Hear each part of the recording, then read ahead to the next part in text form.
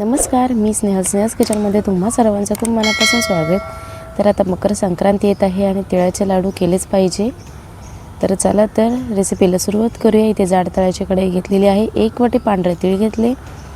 पांढरे तीळ भाजून घ्यायचे आहेत, खमंग असे भाजून घ्यायचे। तीळ खमंग असे भाजून झालेले आहेत, ते एका प्लेटमध्ये काढून घेऊयात। आणि तुम्ही अजूनही स्नेल्स किचनला सबस्क्राइब केले नसेल तर नक्की सबस्क्राइब करा। बिना पाकाचे लाडू हे खूप सोप्या पद्धतीने आहेत। तर हे थोडं कोमट होऊन देऊयात।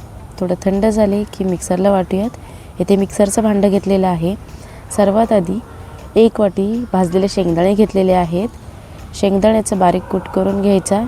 थोडे जाडसरच ठेवलेले आहेत मध्यम प्रमाणात। थोडे शेंगदाणे वाटून झाले की यातच तीळ घालायचे आणि 1 वाटी गूळ घालायचं। गुळाचं प्रमाण गोडाचं प्रमाण तुम्ही तुमच्या आवडीनुसार थोडे कमी जास्तही करू शकता। वेलची पावडर पाव चमचा घातलेली आहे। हे बारीक वाटून घ्यायचं आहे। तुम्हाला जर थोडं जाडसर हवं असेल तर थोडं जाडसर वाटून घेतलं तरीही चालेल। तर वाटून झालेलं आहे ते एका प्लेटमध्ये काढून घेऊयात आणि याचे लाडू वळून घेऊयात। जर तुम्हाला याच्यात लाडू वळले जात नसतील तर तुम्ही थोडे गरम करून लाडू वळले तरीही चालेल।